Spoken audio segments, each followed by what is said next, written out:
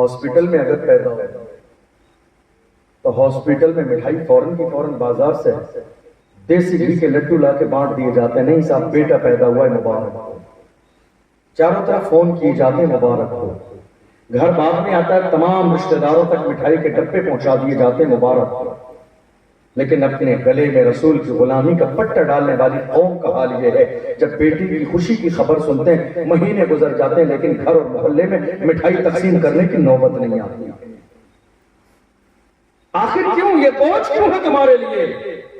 قرآن کہتا 15ویں پارے میں ہے وَلَا تَقْتُلُوا أَوْلَادَكُمْ خَشْيَةَ إِمْلَاقٍ نَحْنُ نَرْزُقُكُمْ وَإِيَّاهُمْ أَوْ نَحْنُ نَرْزُقُهُمْ وَإِيَّاكُمْ إِنَّ قَتْلَهُمْ كَانَ خِطْئًا كَبِيرًا وَلَا تَقْرَبُوا الزِّنَا إِنَّهُ كَانَ فَاحِشَةً وَسَاءَ سَبِيلًا۔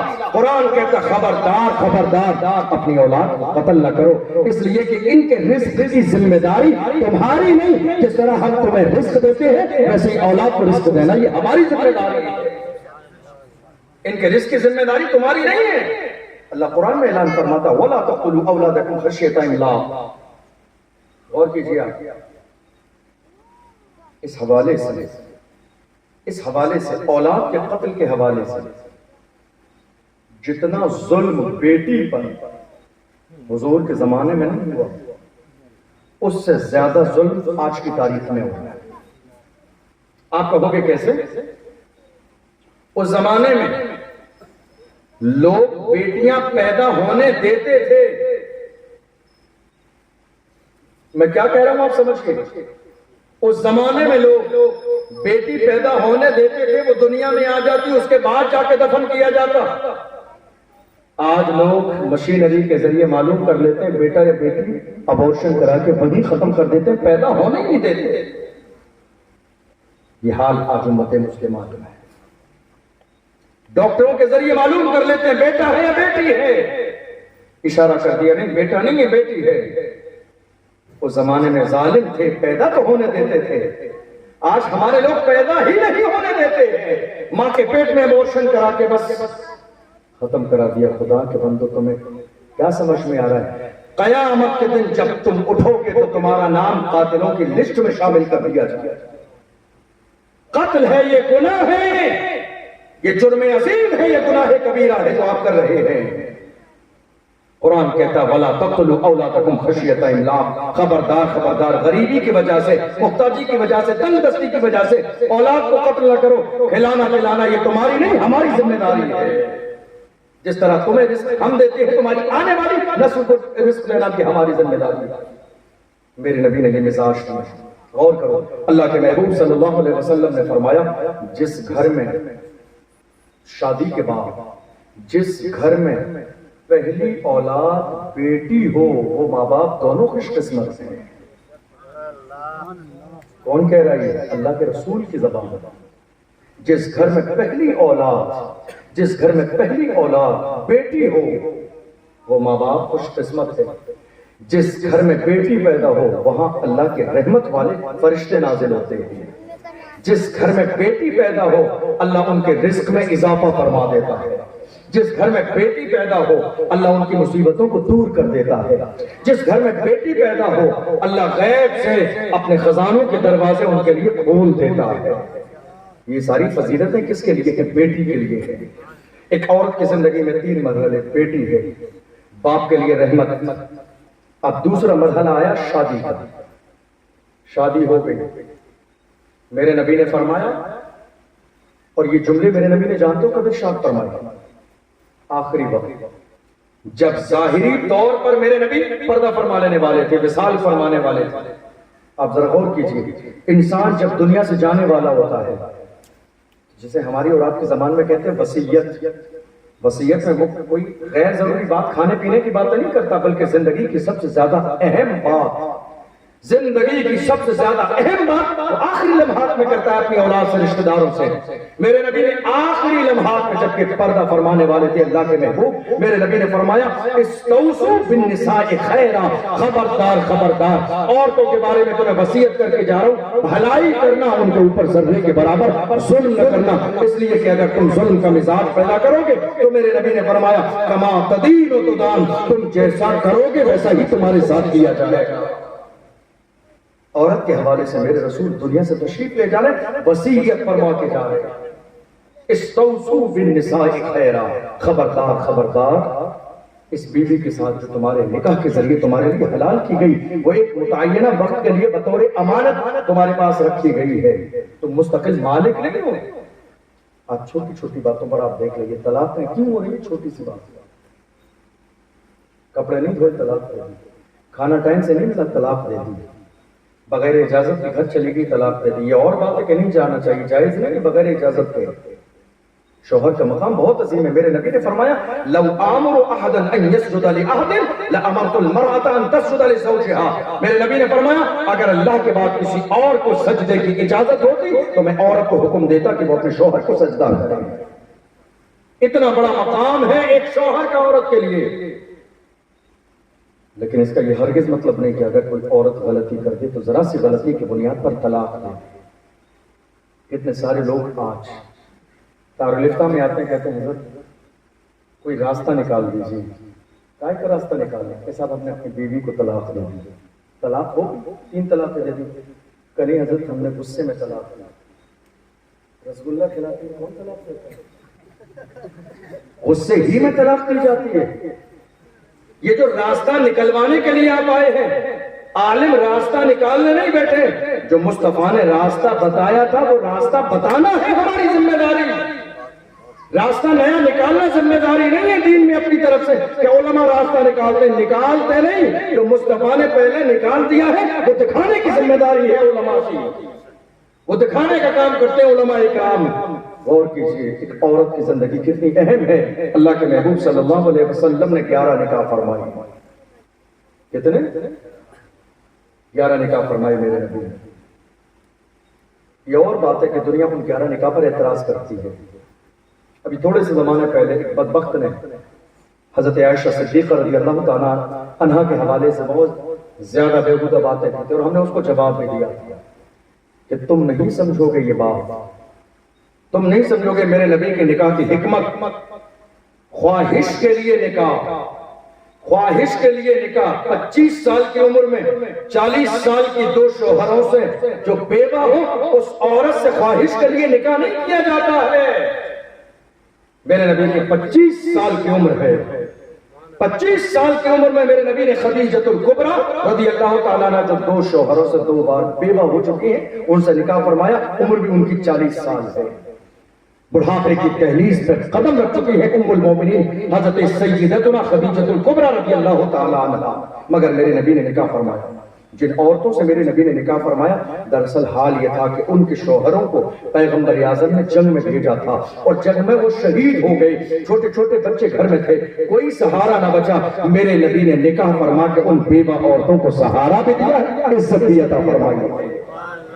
خواہش کے لیے میرے نبی نے نکاح نہیں فرمایا، خواہش کے لیے نہیں، بلکہ ان عورتوں کے شوہر جنگوں میں شہید کر دیے گئے، چھوٹے چھوٹے بچے، زمانہ بھیڑیوں کی طرح ہے بالکل، جو ان کی عزت کو نوچنے کے لیے تیار ہے۔ ان کو چھت بھی چاہیے، کسی کی سرپرستی بھی چاہیے، ایک غیر محرم کو میں اپنے گھر میں کیسے رکھ سکتا ہوں، اس کے لیے ضروری یہ ہے کہ اس سے نکاح ہو جائے۔ میرے نبی نے نکاح محض ان کو عزت دینے کے لیے کیا ہے، خواہش کے لیے نکاح میرے نبی نے نہیں فرمایا، ورنہ ان کی شان یہ ہے کہ جن کے در پہ جبریل امین بھی ادب کے ساتھ اجازت لے کے حاضر ہوتے ہیں، جن کی چوکھٹ پہ جبریل امین بھی اجازت لے کر آتے ہیں بے اجازت، ان کے گھر پہ جبرائیل آتے نہیں، بے اجازت ان کے گھر پہ جبرائیل آتے نہیں۔ قدر والے جانتے ہیں قدر و شان اہل بیت، وہ شان اس در کی ہے، وہ شان اس چوکٹ کی ہے، بیوی ہے۔ اللہ اکبر۔ میرے نبی نے فرمایا گالی نہ دو، مارو نہیں، ستاؤ نہیں، مائکے کے بارے میں غلط جملے نہ بولو۔ ایک عورت کی فطرت میں یہ بات شامل ہے، وہ 1000 تکلیفیں برداشت کر سکتی ہے لیکن مائکے کی برائی نہیں سن سکتی، وہ ماں باپ کے لیے ایک غلط جملہ نہیں سن سکتی۔ میرے نبی نے فرمایا فطرت کے خلاف کام نہ کرو، ماں باپ کے بارے میں نہ کہو، اس کے بھائی کے بارے میں نہ کہو، اور اس کے گھر سے جو تمہیں عزت ملے اسے محبت کے ساتھ قبول کر لو، تانا دینے کا مزاج پیدا نہ کرو۔ میرے نبی نے فرمایا ٹیڑھی پسلی سے پیدا کیا گیا ہے، سیدھا کرنے کی کوشش کرو گے ٹوٹ جائے گی۔ میرے نبی سے پوچھا گیا یا رسول اللہ ٹوٹنے کا مطلب کیا ہے؟ میرے نبی نے فرمایا وہی طلاق، طلاق ہو جائے گی۔ سیدھا کرنے کی کوشش نہ کرو، بے ہی پذیری سے پیدا کیا گیا ہے، محبت سے نظام چلاتے رہو۔ اور میرے نبی نے فرمایا جو آدمی عورت کی سخت باتوں پر صبر کر لے گا اسے حضرت ایوب علیہ السلام کے صبر کے برابر ثواب ملے گا۔ مارو نہیں، ستاؤ نہیں، حتیٰ کہ میرے نبی نے فرمایا اس کی طاقت سے زیادہ کام بھی نہ لو، طاقت سے زیادہ کام نہ لو۔ غلام نہیں ہے، خادمہ نہیں ہے، نوکرانی نہیں ہے، داسی نہیں ہے، بیوی ہے، بیوی ہے، بیوی نکاح کر کے لائے ہو، غلام اور خادمہ نہیں ہے، پیر کی جوتی نہیں ہے۔ جو آج دنیا کے سامنے عورت کی عزت کی بات کر رہے ہیں وہ عورت کو جوتی سمجھ رہے ہیں، اسلام نے کہا جوتی نہیں ہے، یہ ہمارے گھر کی عزت ہے۔ پیر کی جوتی نہیں ہے، یہ ہمارے گھر کی شان ہے۔ پیر کی جوتی نہیں ہے، قوم مسلم کے پاس سب سے زیادہ عظیم سرمایہ اگر کوئی ہے، قیمتی چیز کوئی ہے جس کی حفاظت کی جائے تو بیٹی کی شکل میں ہمارے گھر میں بیٹی ہے، بیوی کی شکل میں کسی کی بیٹی ہے، ماں کی شکل میں ماں ہے جس کے قدموں کے نیچے اللہ نے جنت رکھی۔ پیر کی جوتی نہیں ہے، یہ دنیا کے دوسرے مذہب کا تصور ہے، جس کے شوہر مر گیا یہ عورت منحوس ہے، شوہر کھا لیا زندہ جلا دو، نہیں، اسلام میں یہ تصور ہرگز نہیں لیا گیا۔ اور جب تیسرا مرحلہ آیا، تیسرا مرحلہ وہ کون سا مرحلہ؟ ماں۔ تو میرے نبی نے فرمایا خبردار خبردار، جنت تو اللہ نے اسی کے قدموں میں رکھی ہے۔ غور کرو، یہ نہیں کہا جنت مسجد میں ہے۔ آپ نے کبھی غور کیا حضور نے کیا فرمایا؟ جنت ماں کے قدموں میں ہے، یہ نہیں کہا مسجد میں ہے، یہ نہیں کہا غلاف کعبہ کو پکڑ لو تمہیں جنت ملے گی، یہ نہیں کہا صفا اور مروہ پہ جاؤ جنت وہاں ہے، نہیں، نہ کعبے کے صحن کا ذکر کیا، نہ بیت المقدس کا ذکر کیا، نہ مسجد کا ذکر کیا۔ ماں کے قدم اتنے عظیم ہے، فرمایا جنت ماں کے قدموں کے نیچے ہے، ماں کے قدموں کو پکڑ لو اللہ تمہیں جنت کو عطا فرمائے گا۔ حدیث میں ہے میرے نبی نے فرمایا رضا الرب فی رضا الوالدین وسخط الرب فی سخط الوالدین، فرمایا ماں باپ اگر راضی ہیں تو خدا راضی ہے، ماں باپ اگر ناراض ہیں تو خدا ناراض ہے۔ غور کیجئے آپ، آج کتنے لوگ یہاں بیٹھے ہوئے ہیں، محسوس کر کے جائیے عید میلاد النبی کا موقع ہے، میں بہت ساری علمی تقریر آپ کے سامنے کر دوں گا لیکن سیکھ کے نہیں جائیں گے آپ، یہ جو بتانے لگا ہوں یہ ضرور آپ سیکھیں گے۔ کتنے لوگ یہاں ایسے بیٹھے ہیں، ذرا غور کیجئے اور محسوس کیجئے ان لمحات کو کہ آپ کی زندگی میں کوئی دن ایسا آیا جب آپ نے اپنے ماں باپ سے تیز لہجے میں چلا کے بات نہ کی ہو؟ کیا آپ کی زندگی میں کوئی دن ایسا آیا جو آپ نے ماں باپ کو ڈانٹا ہو؟ کیا آپ کی زندگی میں کوئی دن ایسا آیا کہ آپ نے ماں باپ کو گالی دی ہو؟ کیا آپ کی زندگی میں کوئی ایسا دن آیا کہ آپ کی وجہ سے آپ کی ماں کی آنکھوں میں آنسو آئے ہو؟ کیا آپ کی زندگی میں کوئی دن ایسا آیا کہ آپ نے انہیں پریشان کیا ہو؟ اگر آپ کی زندگی میں ایسا دن آیا ہے تو لکھ کر لے جاؤ، تمہیں کامیابی کبھی نہ ملے گی، تمہیں کامیابی کبھی نہ ملے گی، چونکہ میرے نبی نے فرمایا ماں باپ راضی ہیں تو خدا راضی ہے، ماں باپ اگر ناراض ہے تو خدا ناراض ہے۔ کامیابی صرف اللہ دیتا ہے، عزت خدا دیتا ہے، دولت خدا دیتا ہے، شان خدا دیتا ہے، عظمت خدا دیتا ہے، بلندیاں خدا دیتا ہے، دیتا کب ہے جب وہ راضی ہوتا ہے۔ اور میرے نبی نے فرمایا یا رسول اللہ خدا راضی کب ہوتا ہے؟ پیغمبر نے فرمایا ماں باپ راضی ہیں تو خدا راضی ہے، ماں باپ ناراض ہے تو خدا ناراض۔ نعرہ تکبیر، رسالت، شہید میلاد النبی، حضرت مفتی اشرف جیلانی ازہری صاحب، نعرہ تکبیر۔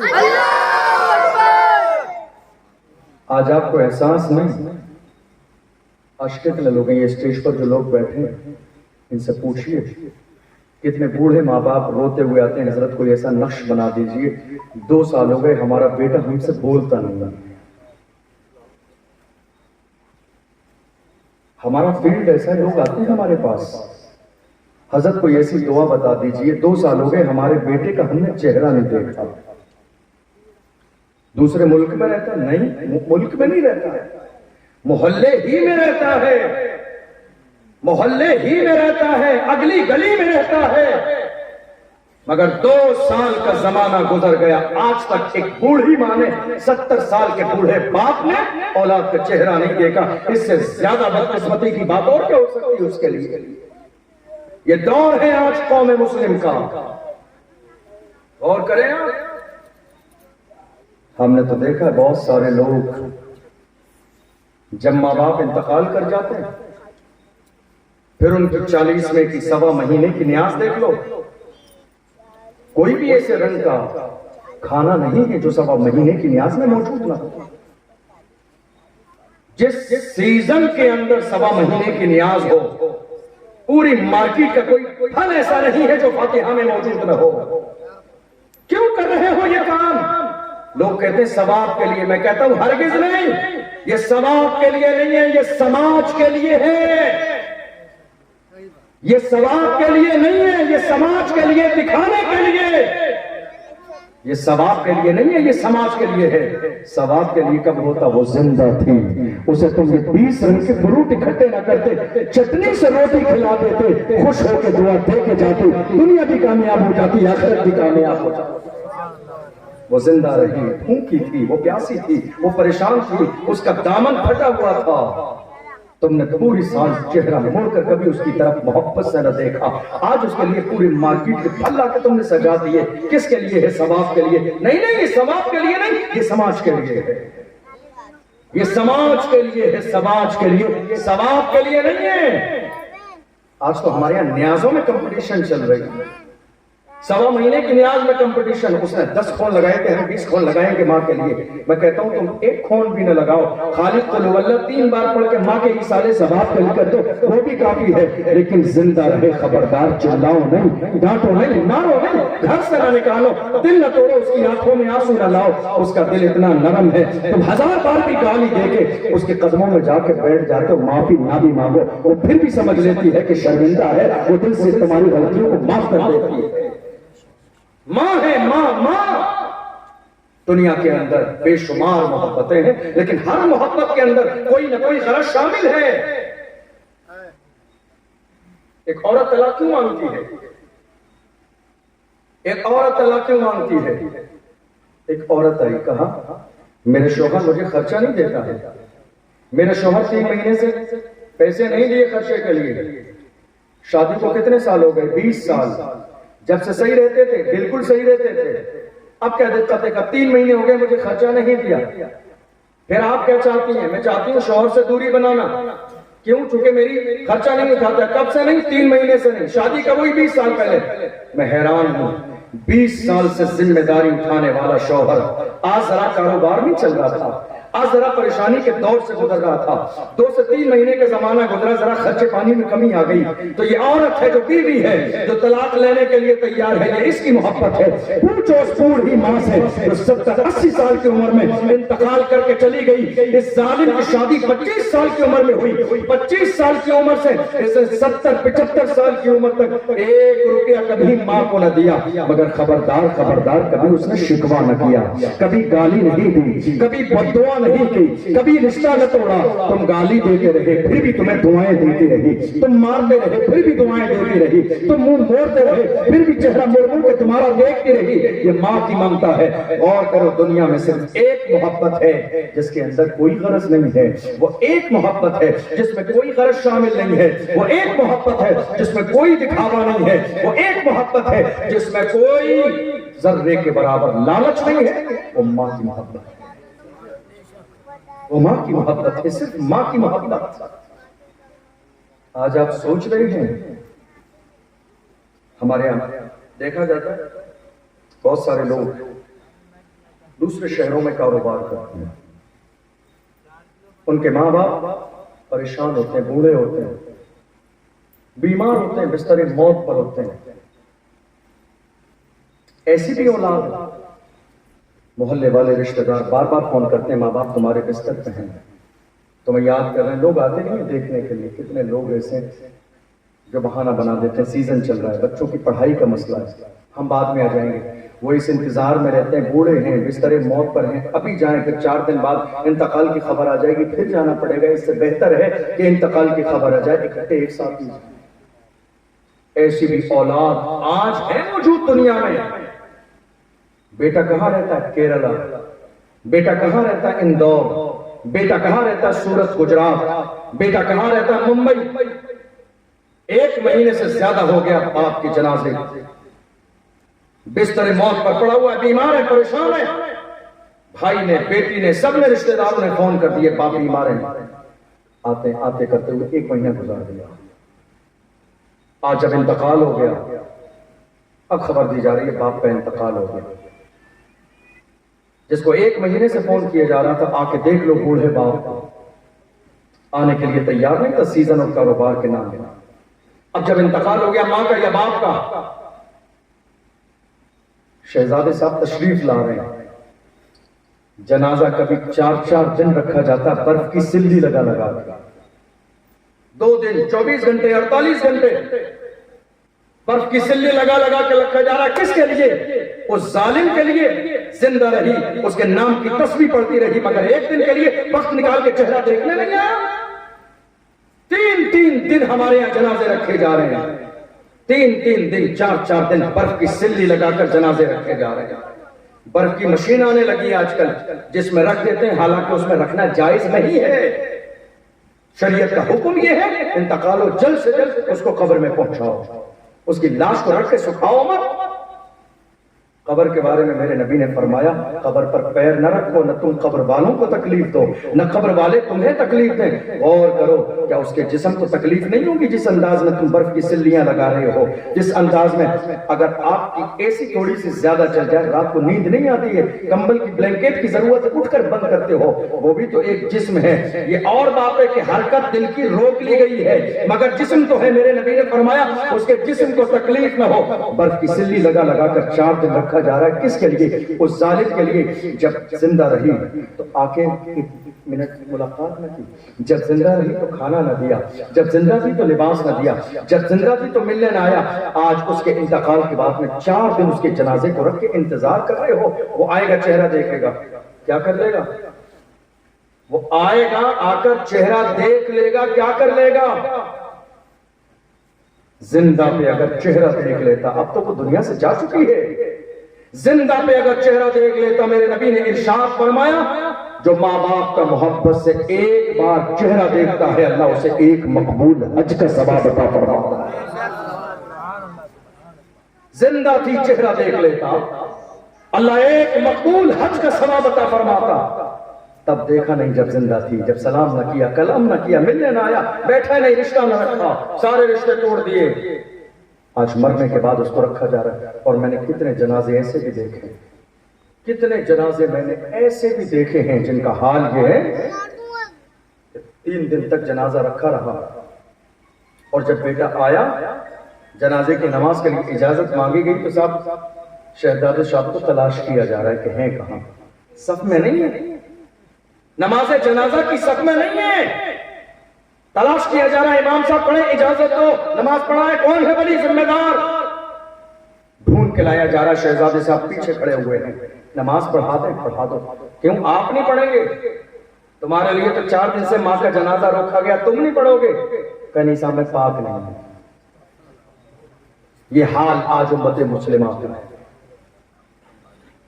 ورنہ ماں کتنی عظیم ہے، سبحان اللہ۔ میرے نبی نے ارشاد فرمایا ماں باپ اگر راضی ہیں تو خدا راضی ہے، ماں باپ اگر ناراض ہیں تو خدا ناراض ہے۔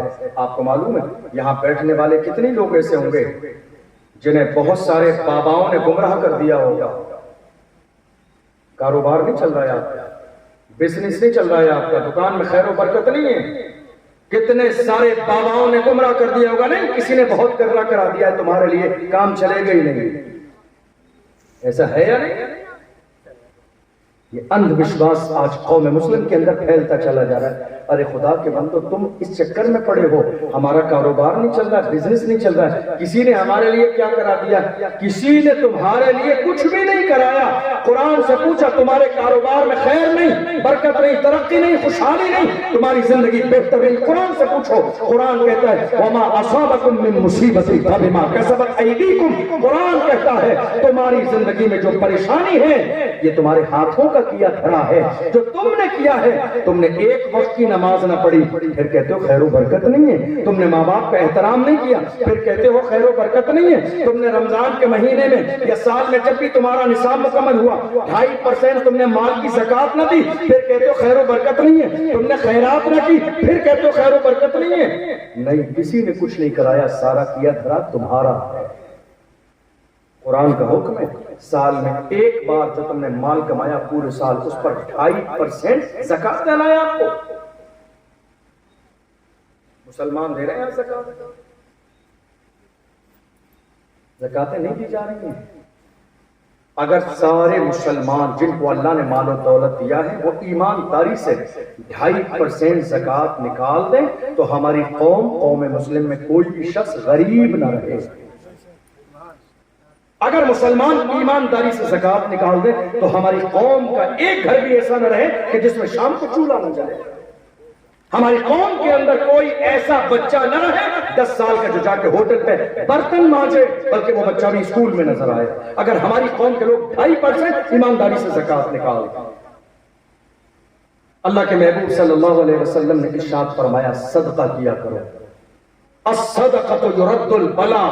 میرے نبی نے فرمایا صدقہ آنے والی مصیبتوں کو ٹال دیتا ہے, صدقہ آنے والی مصیبتوں کو دور کر دیتا ہے.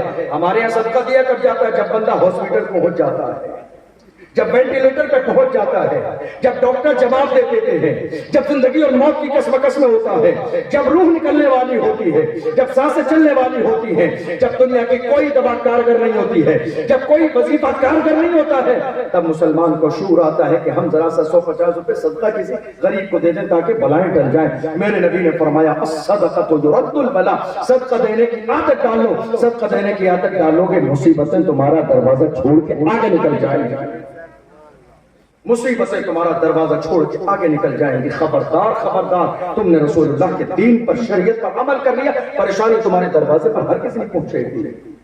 آج ہمارے یہاں ہوتا کیا ہے, بہت سارے لوگ ہیں, ہوتا یہ ہے کہ جب ہم نیا گھر بناتے ہیں, میں بالکل آپ کے مزاج کے مطابق بہت سمپل ٹاپک پر بات کر رہا ہوں. سچویشن, حالات اور یہ ساؤنڈ, ان ساری چیزوں کی وجہ سے بہت سمپل. آپ کو سمجھ آ رہی ہے میری بات یا اور اس سے بھی آسان کروں؟ سمجھ آ رہی ہے؟ بالکل آپ کے ذہن کے مطابق سچویشن اور ساؤنڈ کے اعتبار سے بالکل سمپل بات کر رہا ہوں. آج ہمارے یہاں ہوتا یہ ہے, کسی کا نیا گھر ہے, گھر بننے والا ہو تو میرے پاس بھی بہت سارے لوگ آتے ہیں کہ حضرت آپ کے مبارک ہاتھوں سے نیم رکھیں گے, پہلا پتھر آپ رکھیں.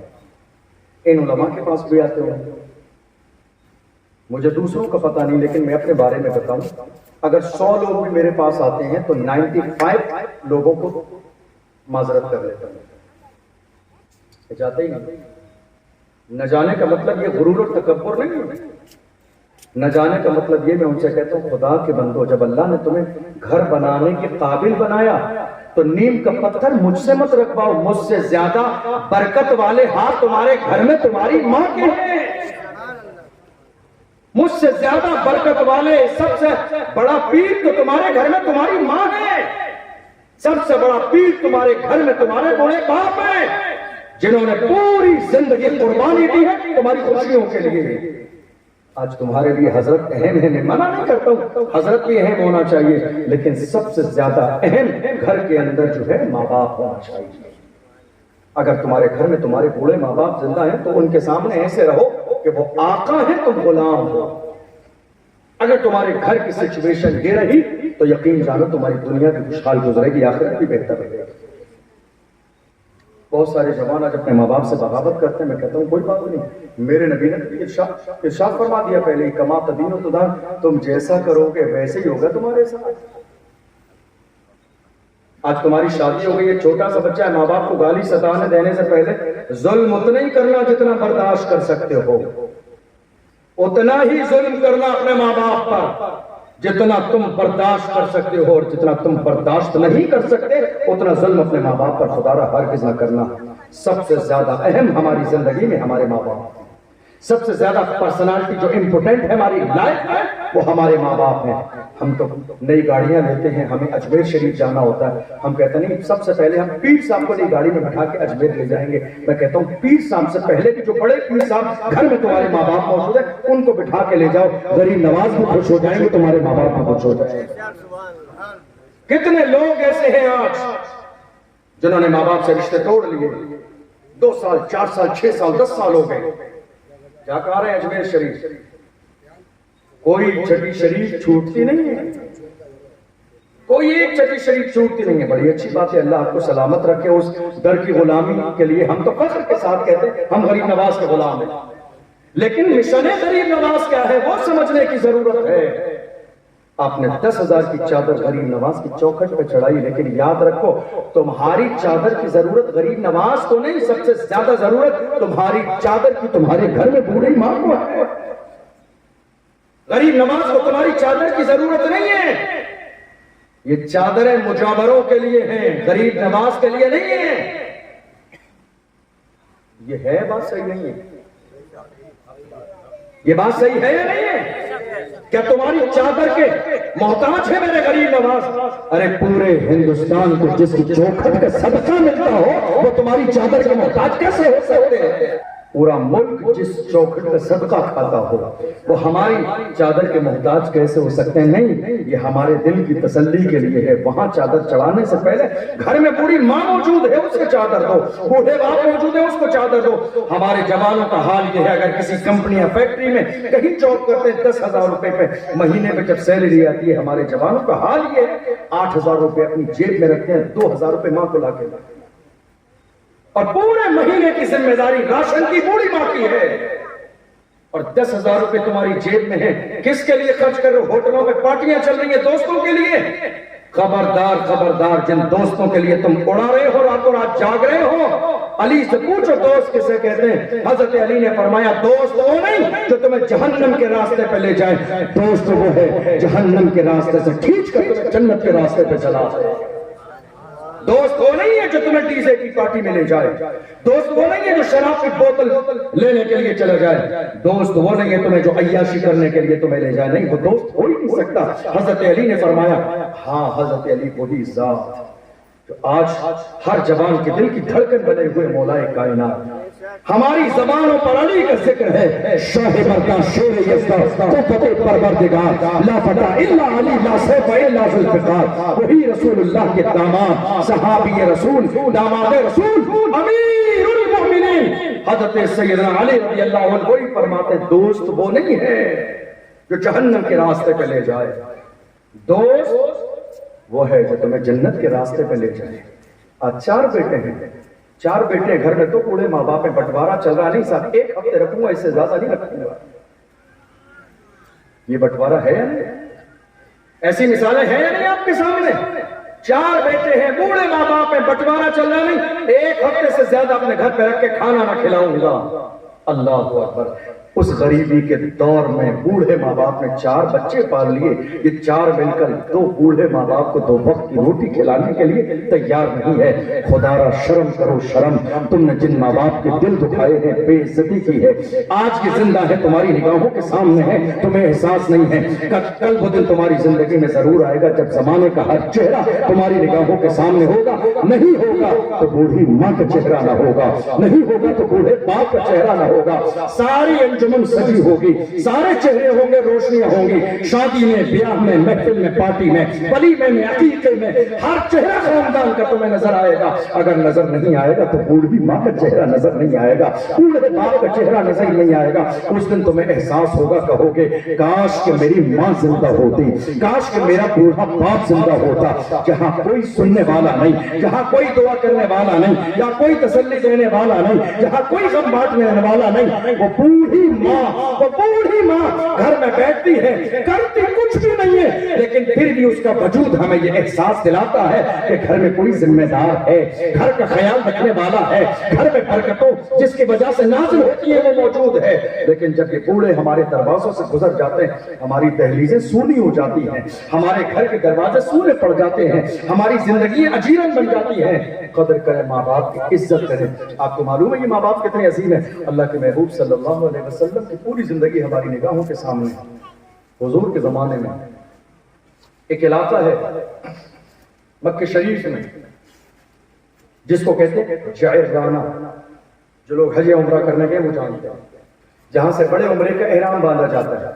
अल्लाह के महबूब ने अपनी जिंदगी में वहां पर ऊंट ज़बा फरमाया और अब ऊंट का गोश्त गरीबों में तकसीम फरमा रहे थे। एक बूढ़ी औरत आई, मेरे नबी ने देखा तो हुजूर ने उनके लिए चादर बिछा दी। वो आई, आकर बैठ गए, मेरे नबी वहां बैठ गए। वो कुछ कहना चाहती थी, मेरे नबी ने अपना सरे मुबारक खुद उनके मुंह के करीब कान कर दिए कि वो खुद कहते। ये इंतजार न किया कि वो बुलंद आवाज से बोले, बल्कि मेरे नबी ने अपने कान उनके मुंह के करीब कर दिए। आप कुछ कहना चाहती हैं तो मेरे कान में कह दें। उन्होंने जो कहना था कह दिया, वापस जाने लगी। जब आई थी तब भी अल्लाह के महबूब उठ के खड़े हुए थे, जब जा रही है तब भी अल्लाह के महबूब उठ के खड़े हो रहे हैं। लोगों ने कहा, या रसूल अल्लाह, हमने जिंदगी में कोई ऐसी बूढ़ी औरत न देखी जब आपकी बारगाह में आई हो, आने पर भी आप इस्तेमाल कर रही हो, जाने पर भी जिसके लिए खड़े हो रहे हो। अल्लाह के महबूब ने फरमाया, और लोगों याद रखना, ये मुझे दूध पिलाने वाली माँ हलीमा थी जिनका मैंने इतना एहतराम किया है। काश मुझे पैदा करने वाली माँ आमिना होती तो सर और पलकों पर बिठा ले। रसूलुल्लाह सल्लल्लाहु अलैहि वसल्लम फरमाते हैं, ये मुझे दूध पिलाने वाली माँ हलीमा थी जिन्होंने मुझे बचपन में दूध पिलाया था। मैंने उनका एहतराम किया। काश कि मेरी माँ आमिना होती तो सर और पलकों पर बिठा लेता। हजरत मूसा अलैहिस्सलाम की बात मुझे याद आई। कोहे तूर पर जाते थे अल्लाह से मुलाकात के लिए, पूरी जिंदगी जाते रहे, अल्लाह से शरफ़ हम कलामी होता रहा, अल्लाह से मुलाकात के लिए इल्तिजा भी करते रहे। रब्बि अरिनी अंजुर इलैका क़ाला लन तरानी वलाकिन अंजुर इलल जबल फ़इन इस्तक़र्र मकानहु फ़सौफ़ तरानी। अल्लाह से हम कलामी के लिए जाते रहे मूसा अलैहिस्सलाम। लेकिन जब हजरत मूसा अलैहिस्सलाम की माँ का इंतकाल हुआ, एक बहुत छोटी सी बात है, याद रखिएगा अगर आपको याद रह जाए तो। मूसा अलैहिस्सलाम कोहे तूर पर जाते थे। ये कोहे तूर मिस्र में एक पहाड़ है। मैंने अल्हम्दुलिल्लाह उस पहाड़ पर चढ़ के ज़ियारत की। तकरीबन उसकी 8 किलोमीटर की ऊंचाई है, मिस्र में है। जब मैं अल अज़हर यूनिवर्सिटी मिस्र में पढ़ता था उस वक्त वहां जाने का शर्फ हासिल हुआ। बिल्कुल इस तरह खड़ा हुआ पहाड़, कोई रास्ता नहीं बना हुआ, बस पहाड़ों पे चढ़ते लोग, इशा के बाद चढ़ते हैं, फजर में पहुंचते हैं। इतना ऊंचा 8 किलोमीटर का तकरीबन पहाड़ है। हज़रत मूसा अलैहिस्सलाम अल्लाह से मुलाकात के लिए जाते, पूरी जिंदगी जाते रहे। लेकिन जब माँ का इंतकाल हुआ और जाने लगे तो अल्लाह ने फरमाया, मूसा संभल के आना। याद रखना ये जुमला, अगर ये जुमला याद रह गया, मुझे यकीन है जिंदगी में कभी आप माँ बाप की नाफरमानी नहीं करोगे। अगर ये जुमला याद रह गया तो माँ का दिल न दुखाओगे। अगर ये जुमला याद रह गया तो माँ की कभी नाफरमानी नहीं करोगे, गाली नहीं दोगे, चिल्लाओगे नहीं, बुलंद आवाज से चीखोगे नहीं, तेज लहजे से बात न करोगे। अगर ये जुमला याद रह गया, जब माँ का इंतकाल हुआ तो अल्लाह ने फरमाया, मूसा संभल के आ। कहे परवरदिगार, आज पहली बार तो नहीं आ रहा हूं, आज जिंदगी में पहली बार तो नहीं आ रहा हूं। एक जमाना हो गया मुझे आते हुए, तूने आज तक न कहा, तूने आज तक न कहा संभल के आना। मगर मौला तू आज फरमाता मूसा संभल के आना।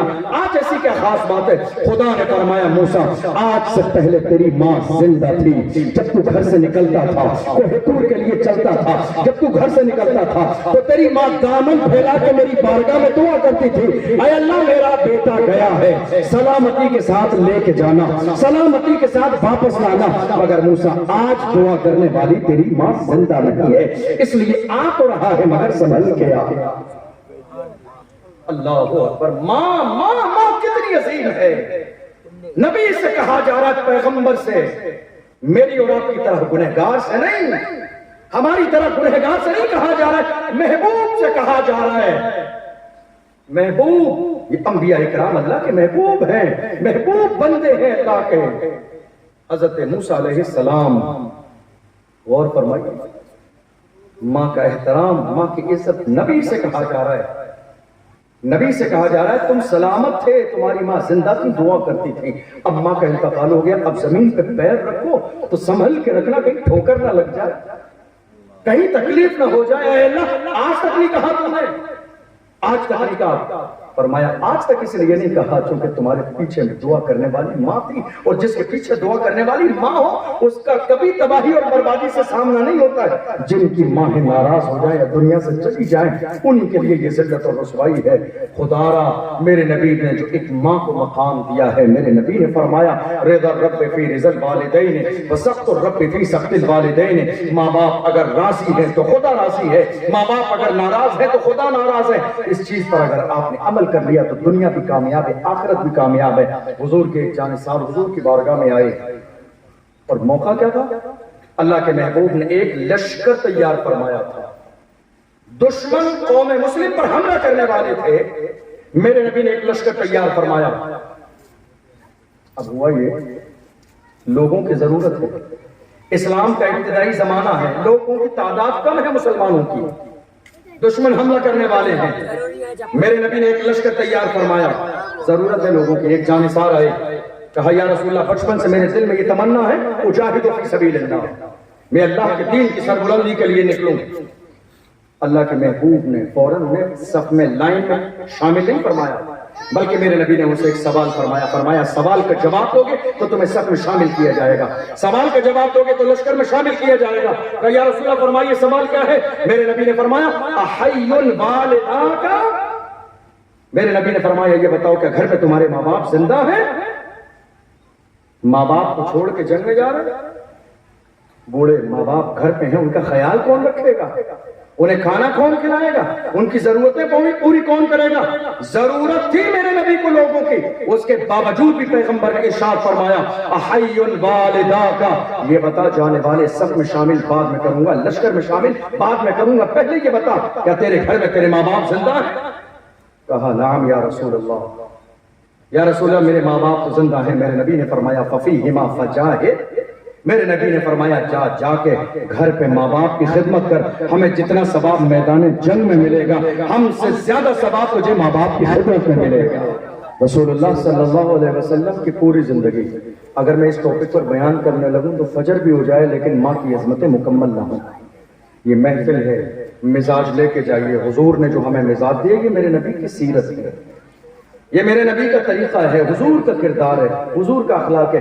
آج ہماری زندگیوں میں پریشانیاں اس لیے ہیں کہ ہمارے ماں باپ ہم سے راضی نہیں ہیں، ہمارے لہجے سے، ہمارے غرور سے، ہمارے تکبر سے، ہماری تلخی سے، تیز بات کرنے سے، چیخنے سے، چلانے سے ہمارے ماں باپ ہم سے راضی نہیں ہیں، اسی لیے ہماری زندگی میں پریشانیاں ہیں۔ آپ غور تو کیجیے، ہمارے جوانوں کا آج مزاج ہے رات کے 2 بجے تک ان پٹیوں پہ بیٹھنے کا ہے یا نہیں؟ دسمبر کی سردی میں ہمارے نوجوان رات کے 2 بجے تک ان پٹیوں پہ بیٹھتے ہیں دروازہ کھولنے کے لیے، اگر کوئی جاگتا ہے تو وہ بوڑھی ماں جاگتی ہے۔ تمہارا باپ دروازہ کھولنے نہیں آئے گا، تمہاری بیوی دروازہ کھولنے نہیں آئے گی، تمہارا بھائی دروازہ کھولنے نہیں آئے گا، لیکن ہاں ایک بوڑھی عورت 70 سال کی بوڑھی عورت جس کے منہ میں دانت بھی نہیں ہے، چہرے پر جھریاں پڑ گئی ہیں مگر بستر پہ الٹ پلٹ ہو رہی ہے، نیند نہیں آ رہی ہے، بوڑھی ماں سوتی کیوں نہیں ہے؟ فرماتی ہے سو کیسے جاؤں، میرا لال تو گھر کے باہر ہے، میرا شہزادہ تو گھر کے باہر ہے، مجھے نیند کیسے آ جائے گی؟ میں اپنے بارے میں بتاؤں، ابھی تو میں بھیلواڑہ میں ہوں لیکن جب میں اپنے گھر پر ہوتا ہوں اور جب کبھی میں پروگرام میں جاتا ہوں 50 کلومیٹر 100 کلو 150 کلومیٹر، اور جب میں ان سے کہہ کے جاتا ہوں کہ میں رات کے 2 بجے تک یا 3 بجے تک واپس آ جاؤں گا، آپ یقین جانیے جب رات کے 3 بجے یا 4 بجے جا کے ایک بار دروازے پہ ہاتھ لگاتا ہوں وہ اندر سے آواز دیتی ہے ہاں بس ایک منٹ دروازہ کھول رہی ہے، کسی کا آواز نہیں آیا لیکن ماں کا آواز ہے۔ رات کے 3 بجے 4 بجے وہ جاگ رہی ہیں، نیند نہیں آئی، کیسے آ جاتی؟ بیٹا باہر ہے، ماں کو نیند کیسے آ سکتی ہے؟ یہ صرف ماں کی ممتا ہے، یہ صرف ماں کی محبت ہے، یہ صرف ماں کا مقام ہے، یہ صرف ماں کی شفقتیں ہیں۔ دنیا میں جب تک یہ ماں باپ زندہ ہیں یقین جانو یہ تمہاری عزت کا ذریعہ ہے۔ تم نے اگر ان کے قدموں کو پکڑ لیا، ان کے قدموں کو پکڑ کے بیٹھ گئے، ان کے سامنے غلام بنو گے تو زمانے کے امام بنو گے، ان کی بارگاہ میں غلام بن کے رہو گے تو اللہ تمہیں زمانے کا امام بنائے گا، اور ان کے سامنے حاکم کی طرح سینہ سپر ہو کے کھڑے ہو جاؤ گے تو زمانے میں ذلیل اور رسوا ہو جاؤ گے، اس لیے کہ انہی کی دعائیں عزت دلاتی ہیں اور انہی کی بد دعائیں ذلیل کرا دیتی ہیں۔ حالانکہ ایک ماں کی فطرت یہ ہوتی ہے بہت دور تک وہ کبھی بد دعا نہیں دیتی ہے، بہت تکلیفیں برداشت کرتی ہے، لیکن کبھی اس کے دل میں یہ مزاج نہیں ہے کہ وہ بد دعا دے دے۔ وہ کبھی بہت مشکل کا چانس ہوتا ہے جب ماں کی دعا سے بد دعا کے جملے نکلتے ہیں، لیکن ہاں دل تو دکھی جاتا ہے بیٹا جب جو ہے سختی کرتا ہے۔ اور جب معلوم ہے آپ کو بہت سارے ماں باپ سے محبت کرنے والے لوگ موجود ہیں جو ماں باپ سے محبت تو کرتے ہیں لیکن جب کاروبار کرنے، بزنس کرنے گھروں سے باہر چلے جاتے ہیں تو ان کی بیویاں ان کے ماں باپ پر بہت زیادہ ظلم کرتی ہیں۔ سمجھا کے جایا کریں اپنے گھروں سے نکل کے اپنی بیویوں کو، بچوں کو، بیٹیوں کو، خبردار خبردار کچھ بھی ہو میں ہر تیری کمی کوتاہی معاف کر سکتا ہوں لیکن میری ماں کو تکلیف نہ دینا وہ میں کبھی برداشت نہیں کر سکتا ہوں۔ اس لیے کہ آج آپ کی بیویاں آپ کی ماں پر چیخ کیوں رہی ہیں؟ کیونکہ چیختا انہوں نے آپ کو دیکھا ہے۔